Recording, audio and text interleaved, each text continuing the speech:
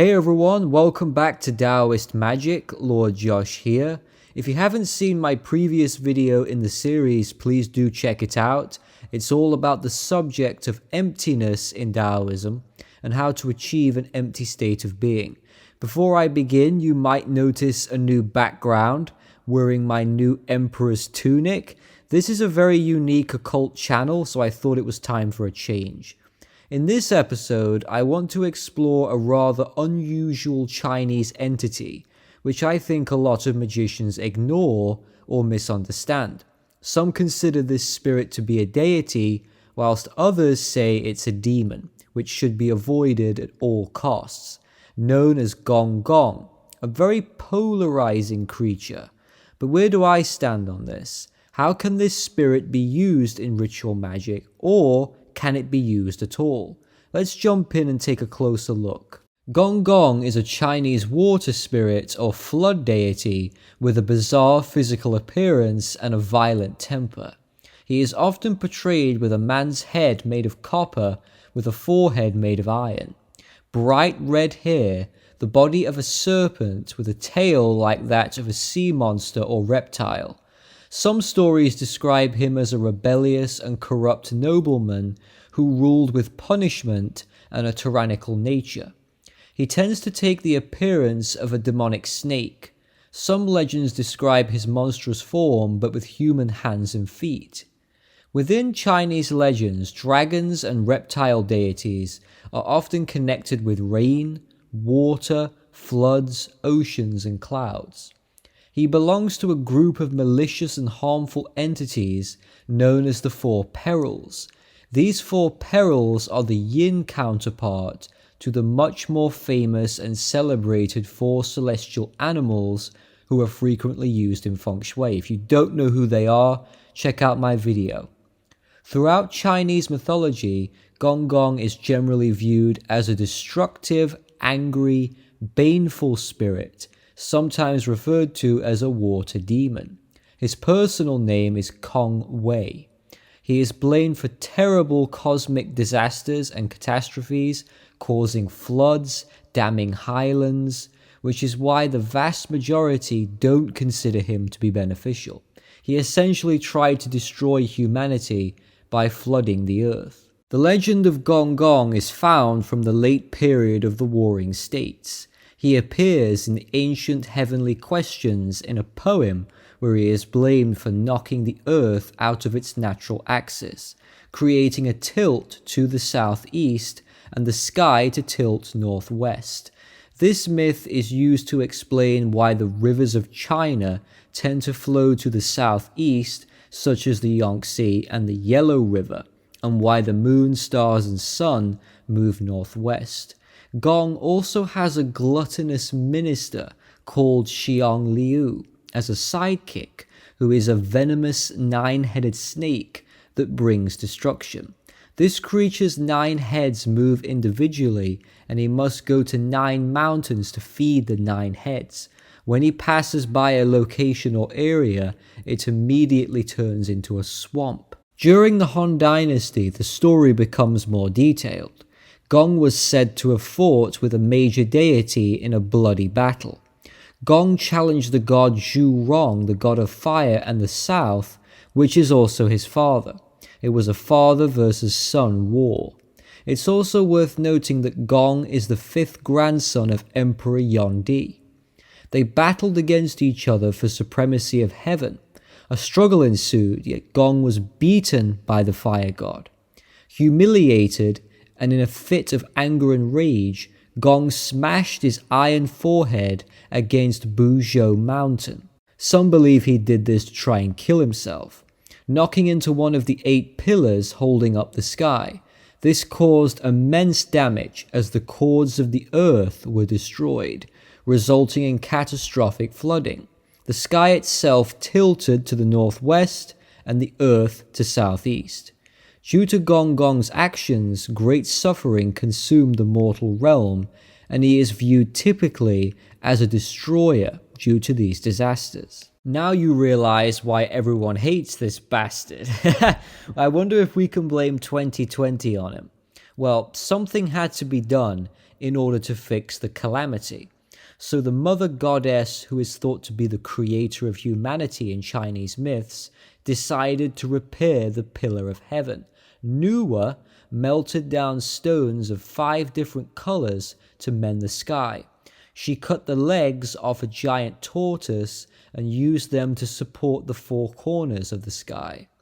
To stop the horrendous flooding, she collected ashes of reeds. By doing this, she successfully ended the chaos in the mortal realm. She could not fully undo the damage caused by Gong, as she was unable to fix the tilted sky and earth, which we still have to this very day. There is a different legend that speaks of the famous Yu the Great, who had a battle against Gong. This makes sense as the 2 figures are deeply connected to floods.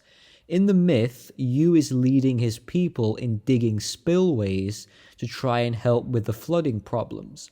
Gong shows up to put a stop to this, and a fight ensues, but he fails, gets defeated, and manages to keep his life by begging Yu to spare him. Again, not a very flattering story for his reputation, but I am familiar with a much lesser known tale where Gong is actually an heroic figure, not the villain that he's usually portrayed as, which is rare for him.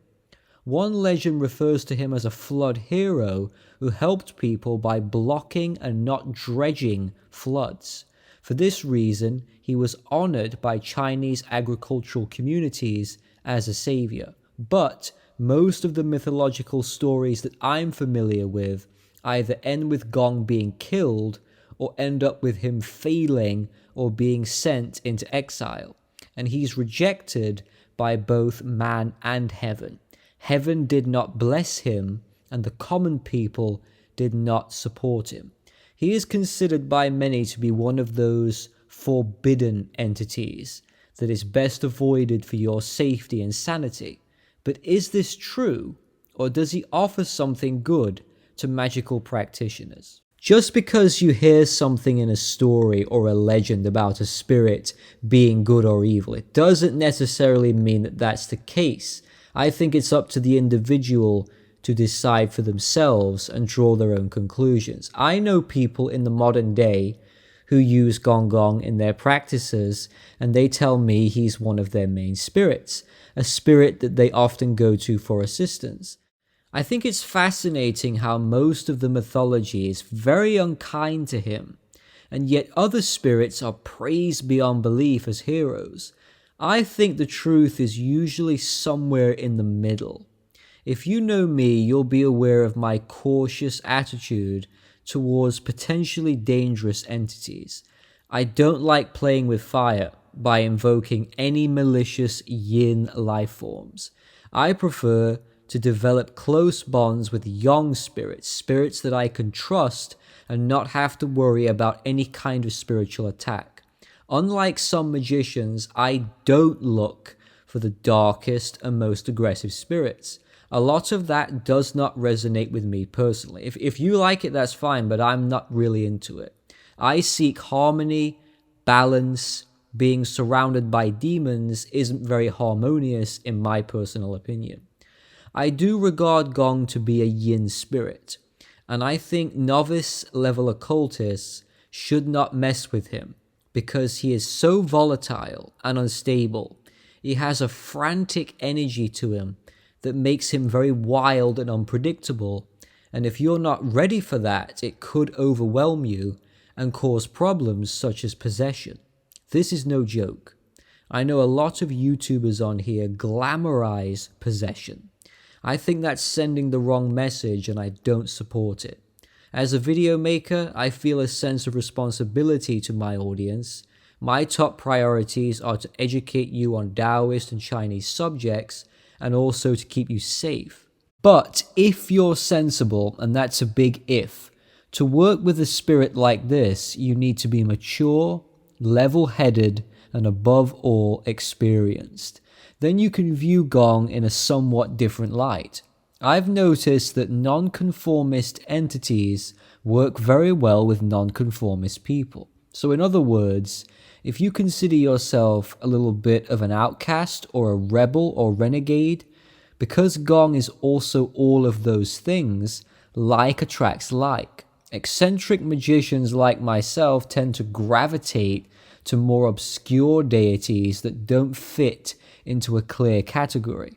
A lot of the time they will come to you without invitation because they know you are more likely to pay attention to them because you identify with them more than the average person on some level. Think about all of those spirits that have been demonized. A lot of people are like that. Some deserve it, some deserve the bad reputation that they get, but a lot don't. Gong for me is the definition of a temperamental being. He's easily angered, easily offended. He has a lot of unpleasant personality quirks, but if you can get past that, he has his uses as long as you're wise enough to keep your distance. If you're walking the path of Eastern weather magic, you need to learn and work with every weather deity that you can to understand how different they are. You only grow by getting out of your comfort zone. It's no good being overly one-sided, saying, I'll only work with the most yin or yang spirits. Even the ones that seem menacing offer incredible learning experiences under the right safe conditions. Gong to me is like a tool in a box full of other useful tools. He isn't the one that I would reach for very often, but if I need to, then it makes sense I know how to use him.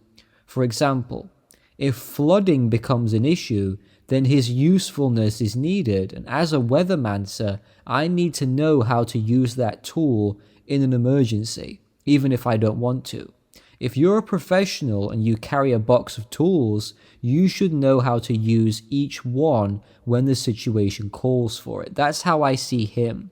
Gong is great for any kind of hydromancy and any magic relating to water.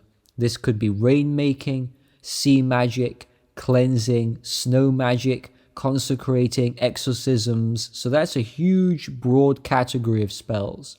In feng shui, water is deeply connected to wealth and abundance, so Gong could be useful for money spells. As long as water is related in some way, his energies can be used accordingly. But be aware of his temper and unpredictable nature. Don't get too close. Don't try and develop a relationship with him. He's far too yin for that, at least in my opinion. Always treat him with respect, but create a barrier or force field of chi around you during any working with him, and you should have a good outcome. So I hope this video has been informative to you. I'll be back soon with more Taoist magic. Don't forget to join my Taoist Discord. Take care.